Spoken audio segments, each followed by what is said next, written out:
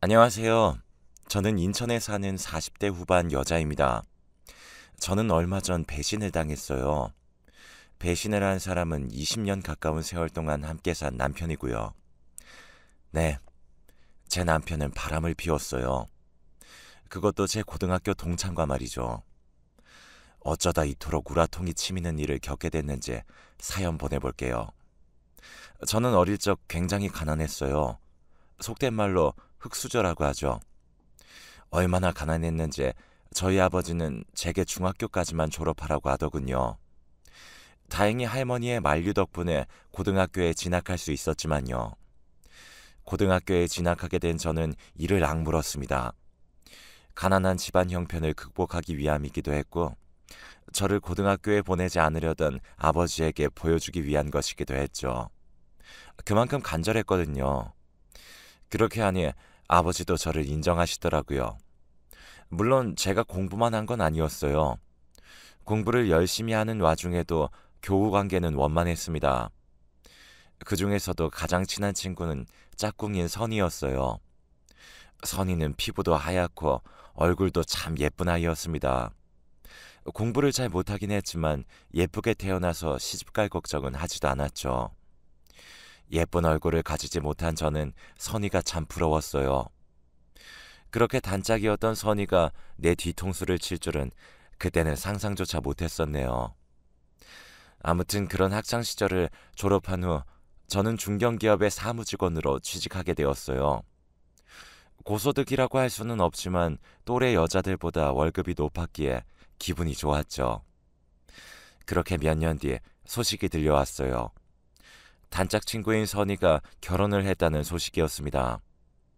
20대 초반의 결혼이라니 친구들은 엄청 놀랐지만 남편의 재력을 듣고는 그럴 만하다며 고개를 끄덕였어요. 남편의 직업이 의사인데다가 시아버지 직업 또한 병원장이기 때문이었죠.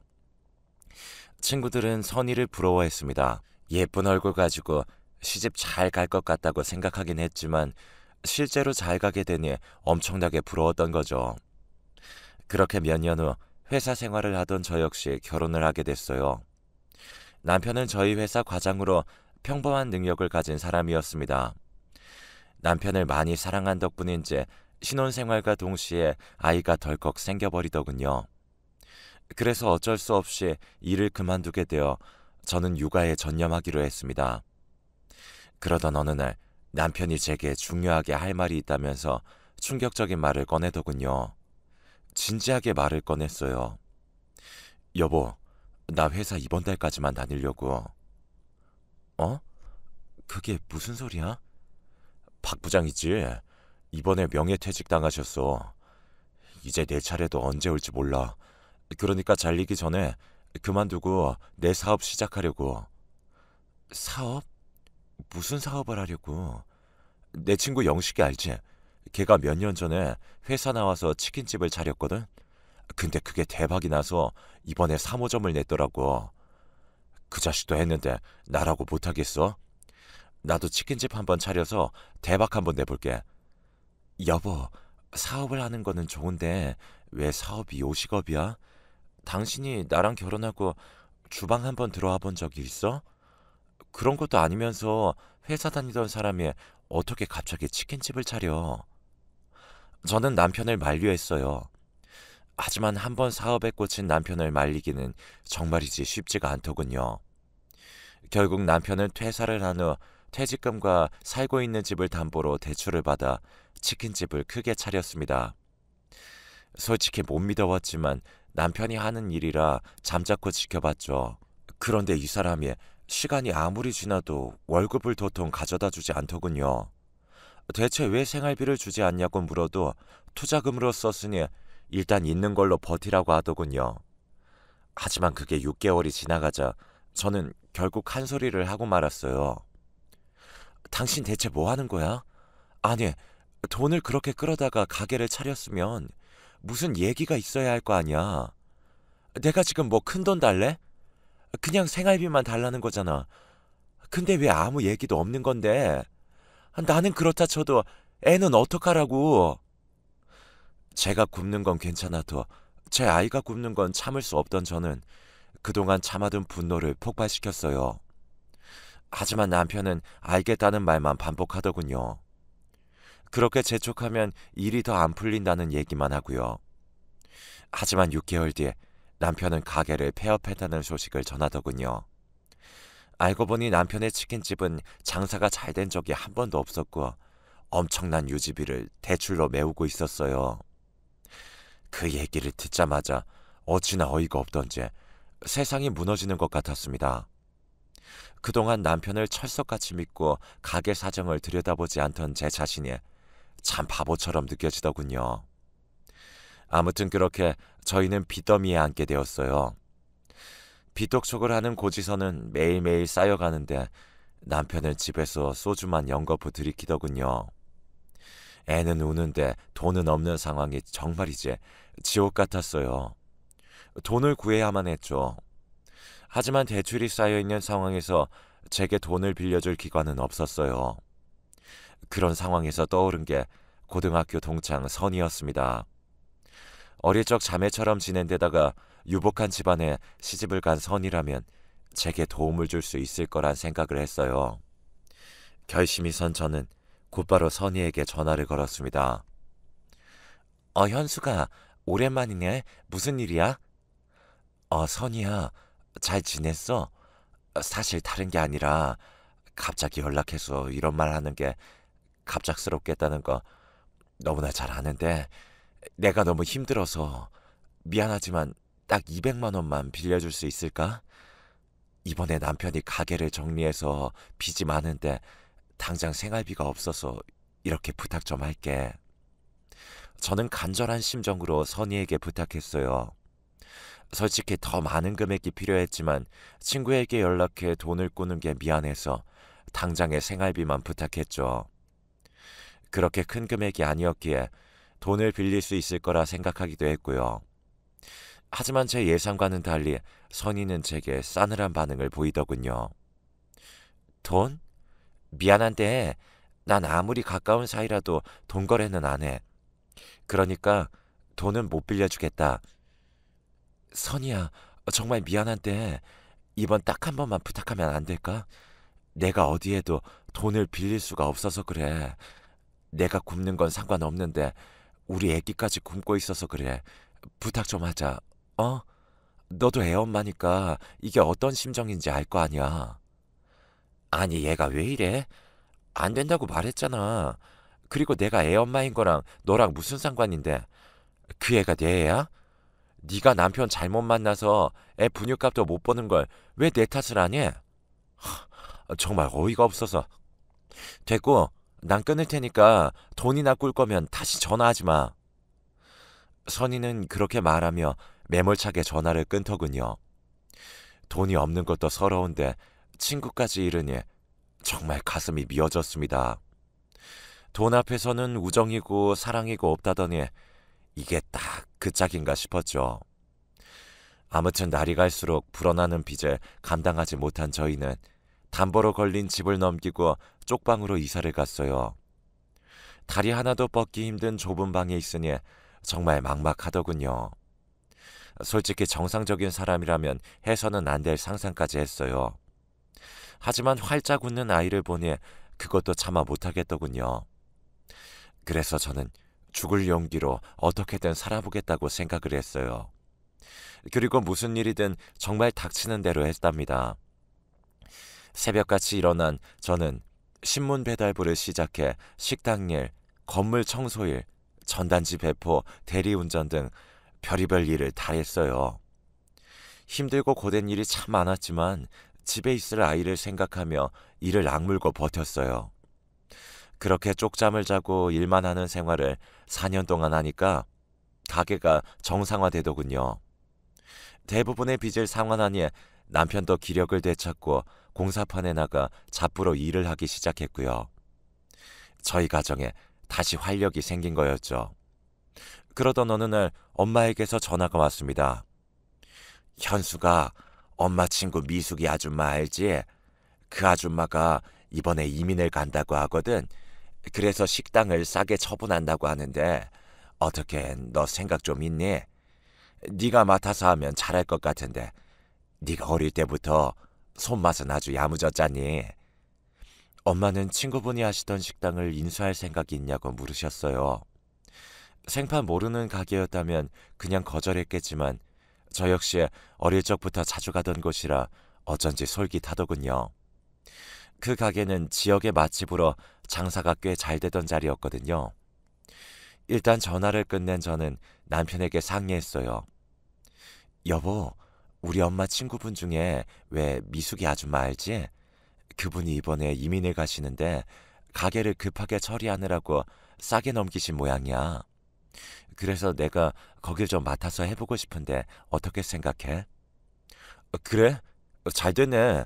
지금껏 당신 고생 많이 했는데 당신 이름으로 된 가게 하나 정도는 있어도 나쁘지 않지. 걱정 말고 당신 하고 싶은 대로 해. 내가 투잡을 하든 쓰리잡을 하든 어떻게 해서라도 뒷바라지 할 테니까. 남편은 몇 년 전에 치킨집을 말아먹은 것에 대해 보답하고 싶다며 제게 가게를 맡아서 해보라고 했어요.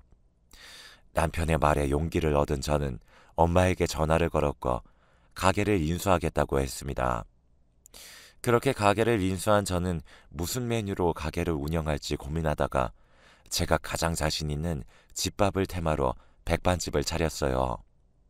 한국 사람 중에 백반 싫어하는 사람은 없으니까 실력만 제대로 발휘하면 성공할 수 있을 거라고 생각했죠. 그리고 그 생각은 제대로 적중했습니다. 오픈 첫날부터 사람들이 몰리더니 나중에는 줄을 설 정도로 손님들이 몰리더라고요. 그땐 정말 정신없이 일했네요. 자연스럽게 돈도 엄청나게 벌었고요. 퇴근하고 나서 정산을 하면 이게 정말 내 돈인가 싶을 정도로 어마어마한 돈을 벌곤 했어요. 하지만 저는 절대로 자만하지 않았습니다. 한번 망해봤기에 다시는 그 지옥으로 돌아가고 싶지 않았거든요. 그렇기에 저는 몰려드는 손님들을 응대하기 위해 최선을 다했어요. 그렇게 7년 정도를 일하니까 예전에 사무직으로 일을 했을 때는 절대로 벌 수 없는 금액이 통장에 쌓여 있더군요. 그만큼 가게가 잘 되었던 거죠. 하지만 저는 그래도 마음을 놓지 않았어요. 제 아이가 배고파서 울던 때로 돌아갈 수는 없었거든요. 그렇게 저는 모든 돈을 탈탈 털어 3층짜리 상가 건물을 매입했습니다. 서울은 아니지만 나름 수도권에 제 이름으로 된 건물을 샀다는 게 정말 기뻤어요. 몇 년 전에 쪽방에서 셋이서 자던 시절이 생각나는 바람에 눈물도 참 많이 흘렸네요. 아무튼 건물주가 된 저는 백반집을 운영함과 동시에 건물을 관리했죠. 그러던 어느 날이었어요. 2층 세입자한테 볼 일이 있어서 계단을 오르는데 건물 청소부가 대걸레로 복도를 열심히 닦고 있었습니다. 수고 많으십니다. 저는 고생하시는 분께 인사를 하고 올라가려 했어요. 그런데 얼핏 본 청소부의 얼굴이 낯익다는 생각이 들더군요. 저는 계단을 오르던 발걸음을 멈추고 뒤를 돌아보았죠. 건물 청소부는 제가 보는 줄도 모르고 열심히 걸레질을 하고 있었고요. 그 사람이 누굴까 하고 생각하던 저는 건물 청소부의 정체를 알아보고 깜짝 놀라고 말았습니다. 너 설마 선이니? 건물 청소부의 정체는 다름 아닌 선이었어요. 청소 복장에 화장조차 하지 않아 긴가민가 했지만 확실히 선이더군요. 현수가. 열심히 대걸레질을 하던 건물 청소부 일을 하던 선이는 저를 바라보며 놀란 표정을 짓더군요. 저는 그런 그녀에게 물었어요. 선이 네가 여기에서 왜 건물 청소를 하고 있는 거야? 저는 이 상황에 도무지 이해가 되지 않았어요. 금수저 의사 남편을 만나 사모님 소리를 들으며 살고 있어야 할 선이가 건물 청소를 하고 있기 때문이었죠.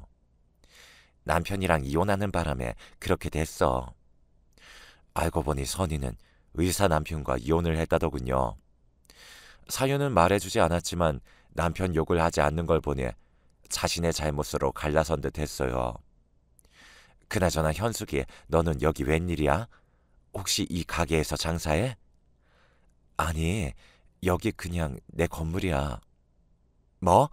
이 건물이 진짜 네 거라고? 선이 그 건물이 제 거라는 것을 믿지 못하겠는지 같은 질문을 몇 번이나 하더군요. 저 역시 같은 답변을 몇 번이나 해주었고요. 제 건물이란 걸 믿게 된 선희 얼굴이 파랗게 질리더군요. 자신은 남편에게 이혼을 당해 건물 청소하면서 힘들게 사는데 친구인 저는 건물주가 되어 이렇게 잘 살고 있었으니까요. 솔직히 저 역시 비슷한 감정을 느꼈습니다.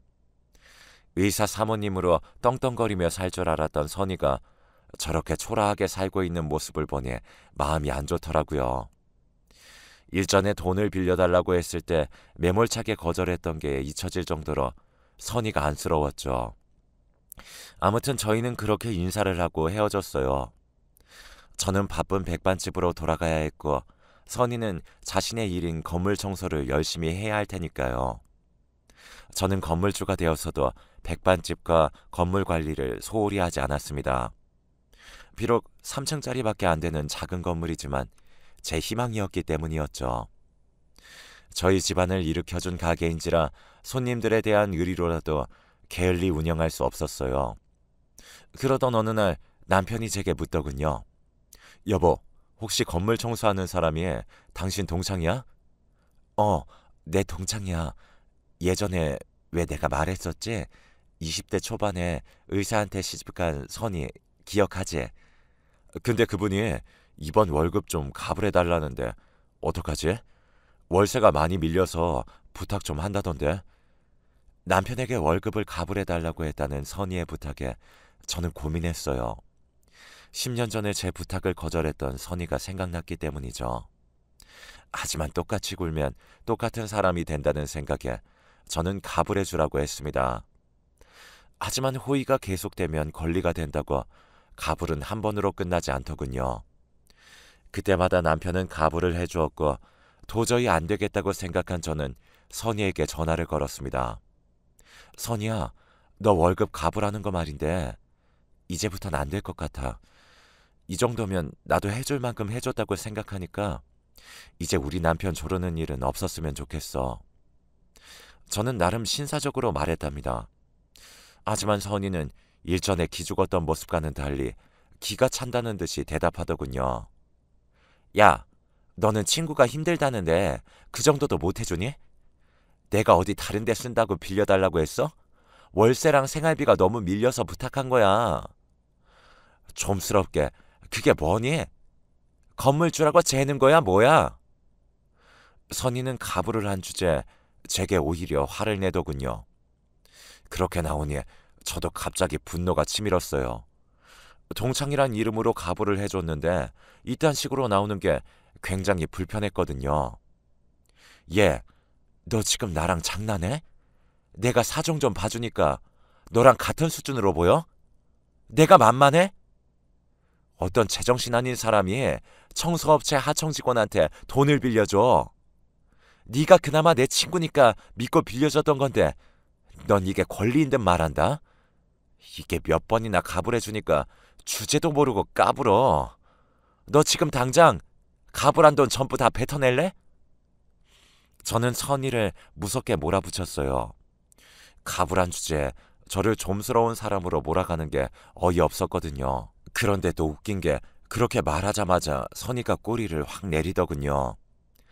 현수가, 내가 미안해. 잘못했어. 요즘 형편이 너무 어려워져서 내가 예민해졌었나 봐. 방금 했던 말 취소할게. 취소.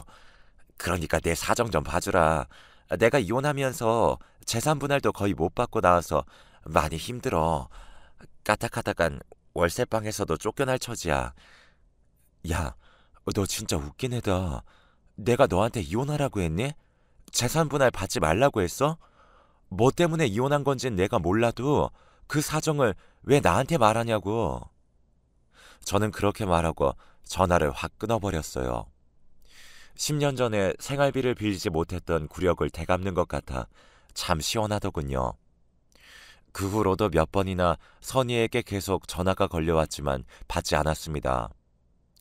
그렇게 저는 평소처럼 하던 일을 하고 지냈어요. 하지만 불행은 예고 없이 찾아오더군요. 지금 다시 생각해도 손발이 벌벌 떨릴 정도로 화가 나네요. 저는 평소처럼 가게를 마치고 집으로 돌아와 집안일을 하고 있는데 남편이 이상할 만큼 어느 날부턴가 한밤중에 건물에 볼 일이 있다면서 바깥을 다니기 시작하더군요. 그래서 물어봤죠. 여보, 낮에 하지 뭐하러 밤에 건물을 가? 할 게 뭐가 있다고. 그냥 밤에는 쉬고 낮에 볼 일 보면 되지.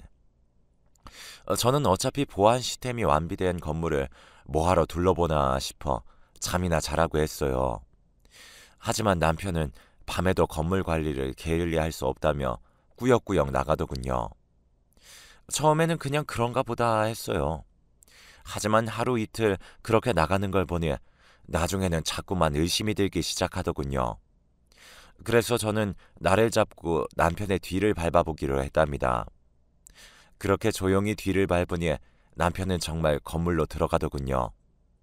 정말 건물이 걱정되어서 그랬나 보구나 하고 생각했던 저는 일단 끝까지 확인하자는 생각에 남편이 들어간 지 10분 후에 조용히 건물 안으로 들어갔어요. 그런데 남편은 어떤 여자와 들어가더라고요. 그리고 가만히 안을 들여다봤는데 저는 그 광경을 보고 충격을 받고 말았습니다. 남편은 어떤 여자와 밀회를 가지고 있었던 거예요. 그리고 또 한 번 놀라웠던 사실은 남편과 붙어먹고 있는 여자가 바로 내 친구 선이었어요. 저는 그 정체를 알고 정신이 혼미해져서 뒤로 쓰러질 뻔했습니다. 어떻게 다른 사람도 아니고 학창시절을 함께 다닌 아내 친구랑 그런 짓을 할 수가 있는지 저는 남편과 선의의 그 막장 행각을 보고 분노해서 득달같이 그 안으로 달려들어갔죠. 이 짐승 같은 것들이 지금 내 건물에서 뭐하는 짓들이야? 나이는 먹을 대로 먹은 것들이 할 짓거리가 그렇게 없어서 이런 곳에서 더러운 짓거리를 해? 그리고 선이 너 오늘 잘 걸렸다 라고 말하며 저는 그녀의 머리채를 잡기 시작했어요. 그리고 남편 놈의 뺨을 한 대 휘갈겨 주었고요.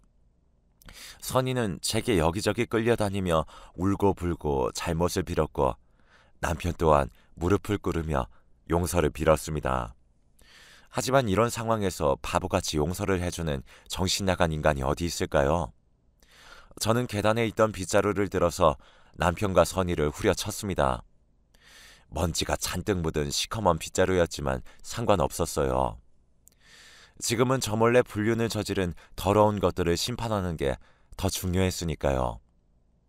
이것들에게 가만히 들어보니 건물을 관리하는 남편과 건물 청소를 하는 선이는 서로 마주칠 일이 많았고 남편은 선이가 제 친구라는 사실을 알고 친절하게 대해주다가 서로 저 몰래 밖에서 술 한잔하다 눈이 딱 맞았다고 하더군요.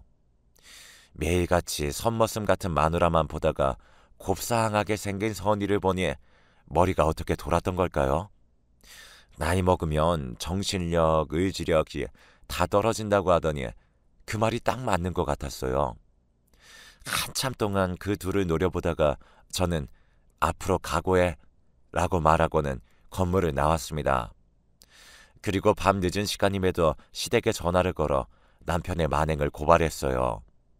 이혼하겠다는 말을 덧붙였고요. 날이 밝자마자 시어머니는 제게 찾아와 용서를 구하시더군요. 아가, 자식 잘못 키운 다 내 잘못이다. 저 녀석이 부인 잘 얻은 것도 모르고 헛짓거리 했어. 미안하다, 미안해. 그러니까 제발 날 봐서라도 참아주거라. 시어머니는 제게 비셨지만 저는 남편을 용서할 수가 없었어요. 그리고 곧장 이혼을 강행했죠. 어차피 대부분의 재산은 제 명의인데다가 자식도 다 커서 이혼을 꺼릴 이유는 없었어요. 저는 거액의 돈을 들여 이혼 소송을 벌였습니다. 남편은 아무리 그래도 이혼만은 안 된다며 버티더군요. 제가 이혼 소송을 진행하니 거머리처럼 매일같이 찾아와 무릎 꿇고 잘못을 빌다가도 제가 강하게 거절을 하면 자기 마음대로 상황이 돌아가지 않으니까 언제 그랬냐는 듯 제게 와서 물건을 부수기도 했어요. 누가 봐도 조울증 환자로 보였죠. 그래서 저는 남편이 물건을 부수고 위협하는 장면들을 찍어서 접근 금지 명령 신청을 했고요. 제 근처에는 오지도 못하게 만들었습니다.